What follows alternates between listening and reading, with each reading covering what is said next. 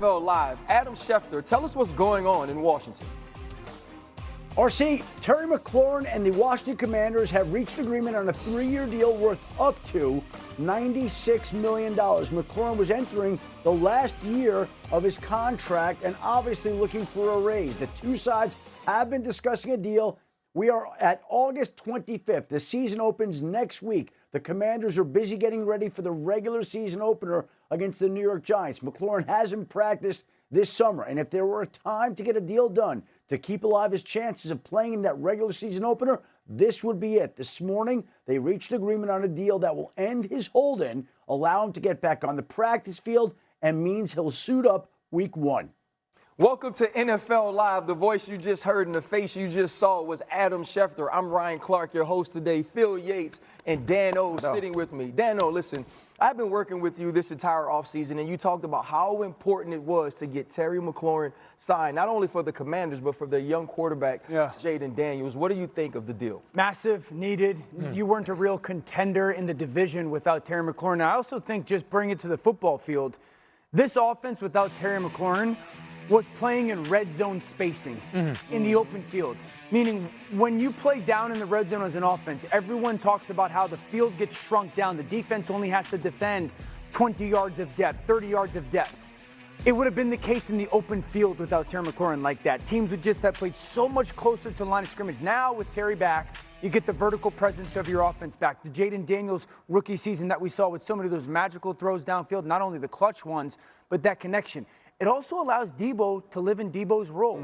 It also allows the Luke McCaffrey to live in the Luke McCaffrey role. So the impact that he has on this football team and its ability to win games, I think is on par with the Jamar Chase and a Justin Jefferson because of the way that he allows that offense and specifically Jayden to push the ball downfield. One more football note. You said they're playing with red zone spacing right now. Now they can go back to normalcy, but in the red zone, he also was their best player by far last season. Last season, when Jayden Daniels targeted Terry McLaurin in the red zone, he was 12 of 14, 9 touchdowns. That's bonkers, silly video game numbers. On top of the football impact, I think we all know this, and I've talked about this throughout the offseason. He's on the short list, if not the most respected player in the entire locker room. This is the kind of guy that could one day win the NFL's Walter Payton Man of the Year award. That's the kind of respect that Terry McLaurin has around the league. It's not easy to deal with any contract negotiation. It's especially difficult when this is a guy who has been through so much and been sort of the exemplary part of the locker room. Obviously, Jayden Daniels' arrival has totally changed the trajectory of this franchise, but Terry McLaurin was the kind of player that did everything right during the most difficult times for Washington, RC. This was a must-do to get done. I'm glad they found some middle. Yeah, for me, it's about common sense prevailing, about understanding what Terry McLaurin means to this team, not only with his production and what we see on the field, but what he means to this team in the locker room, how he helped a young Jayden Daniels become the offensive rookie of the year. And the one thing you don't want is to have this team set back by not signing one of their best football players, but also one of their best people. And if you're the Washington Commanders, you're trying to figure out how to make back-to-back playoffs since the last time I won the 12-year-old Little League championship as a quarterback of the Terrytown 12-year-old Little League football championship. What position was you? I was the quarterback. Absolutely. A lot of options. Let's get to some more top stories with Shefty. Terry McLaurin, not the only person looking for a new deal. Tell us what's going on with Micah Parsons.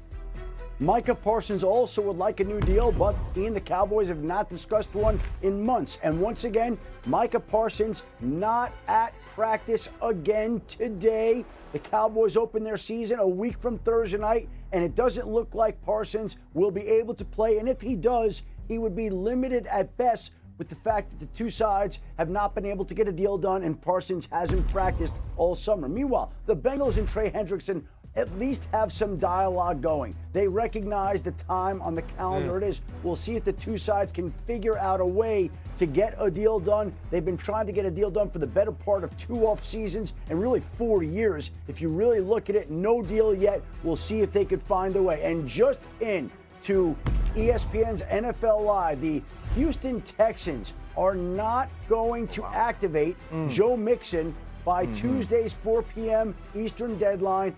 He will be moved to the non-football injury active list. Well, basically, he cannot play the first 4 games of the season at least. Now, this has been a very mysterious injury. He essentially was on the non-football injury list, which means it was an ankle injury that wasn't related to something that he did on the football field. He will miss at least the first 4 games. And until somebody says something different, I think there are questions about when and if Joe Mixon will play again this season. This is absolutely huge news, not only for the Houston Texans as a team, but for third-year quarterback C.J. Stroud. Dan, how big is this news about Joe Mixon? Absolutely enormous. One of the best backs in football.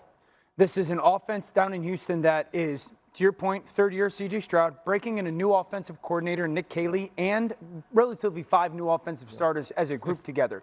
So to not have the premier back attached to that is a big deal. Second of all, we've worked with him long enough. If Shedeur is saying something about the uncertainty and of if post the 4 games, there's that makes me give a lot of hesitation to what Joe Mixon's future is like going to be after those 4 games. Yeah, and what scares me about this is Joe Mixon was so important to this team, the physicality that he played with, even on a team that wasn't great up front last year. And so now you're thinking about C.J. Stroud, who has all of these weapons on the outside. That play action game, to me, is going to be a huge part of his success. And I think it takes a big hit without having Joe Mixon on the field. You don't know if it's going to be 4 games or more, but for the hopes of DeMeco Ryans and his team, you definitely hope he's back sooner than later. Let's get to some Week 3 preseason play. We have Dillon Gabriel versus Shedeur Sanders. I mean, I thought it was the Cleveland Browns versus the Rams. Team versus team. Hey, listen, we're going to start out with Dillon Gabriel in the 2-minute. This is going to be a great throw. He's going to go up top, Dan. What do you see from Dillon Gabriel here? His timing and anticipation really has started to show out on the third downs.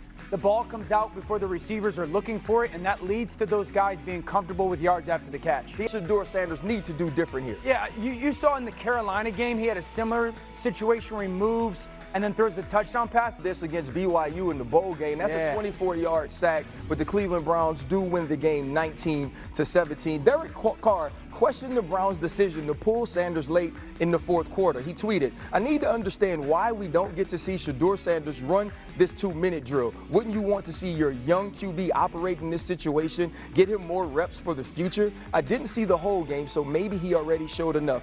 Help me understand this." The questioning of Stefanski continued during his press conference availability on Sunday. Can you address this sort of persistent narrative that you're trying to sabotage Shedeur Sanders, especially after yesterday and not putting him in for the 2-minute? Yeah, obviously, I don't concern myself with outside type of things. But I'm committed to his development, just like all of our rookies. So we'll continue to focus on getting our guys better. And that's what we'll stay committed to, and that's what's important to me. Dan, one thing that sticks out to me, he says, continue to focus on Shedeur's development and all of our rookies. One of those other rookies is Dillon Gabriel. What did you think about the way both of those guys were utilized in this game? Utilized, they were both given the opportunities that kind of where they were slotted when it comes to their draft selection, and probably their practices have warranted. I think what you saw was one with some bad habits and traits showing up, and then with good habits and traits. This is Shedeur in the fumble. The receiver in motion is going to get open at the top of his break. Ball's got to be out right now. That's NFL timing. That's NFL windows. He holds on to it. It leads to a sack fumble. That's something that he's going to have to grow and develop of understanding how quickly it happens. This one, the defense wins the rep. They call it bootleg. The defender's there. It's first down at the 48-yard line. Instead of throwing it away, we run for a 3-yard loss, and it becomes that 2nd and 12 and a half, 2nd and 13. Okay, now we're 2nd and 13. The ball should get out to the tight end. But now we're running around trying to dance, and again, it's a loss of yardage of 6 yards, and we're hurting the football team. This is Dillon Gabriel, 3rd and 10. The backer up top right near the hash is going to trigger. Look how quickly he plays. Sees that guy vacate. He wants to be in between those 2 second-level defenders with the ball placed in the tight end. He knows that the tight end's running that 10-yard hook route. Ball's out now. Receiver's not looking for it, guys. This is the anticipation, the NFL timing that matters. That ball is out before that receiver's open, and it's out of his hands in 2 seconds. That's how you minimize a pass rush. This is that thrash sail route, bottom of the screen. You're going to want to throw that deep corner. It's 3rd and 6. 1, 2, 3 hits. The ball's coming out of his hands in 2.3 seconds before Thrash is running that route, and he flattens it. And I always say this. You can have anticipation without accuracy, and you can have accuracy without anticipation. It won't make you good. Can you have the anticipation and the accuracy? Gabriel has that at the NFL world right now. Right now, Shedeur doesn't. He's just got to grow and develop to get that. Yeah, specific to this game, because we have seen some bright moments from Shedeur Sanders during the preseason and some not so bright moments from Dillon Gabriel throughout the preseason. But this looked like the bad stuff that we saw from Shedeur at Colorado and the very good stuff that we saw from Dillon Gabriel at 3 separate college stops. Shedeur Sanders did not play with nearly enough urgency. He took more sacks than any other FBS quarterback last season. As far as of escapability as other quarterbacks that we are going to see on Sundays this fall. As for Dillon Gabriel, every play that he ran in college football was multiple options within one play. And he's showing that in the NFL, that he can play with a great sense of urgency and make decisions fast enough to move the sticks. Yeah, I think the big thing is this was never Dillon Gabriel versus Shedeur Sanders, right? This is each player versus themselves. How do they individually process and progress throughout training camp? And if you watch this game and you really tap into the film the way Dan just did, you understand that at least right now, Dillon Gabriel is a step ahead of Shedeur Sanders, which is probably why the depth chart read the way it did headed into this game. And Shefty, we all know that you're tapped in more than anyone. What are you hearing about this depth chart and the way it'll shake out at the start of the season?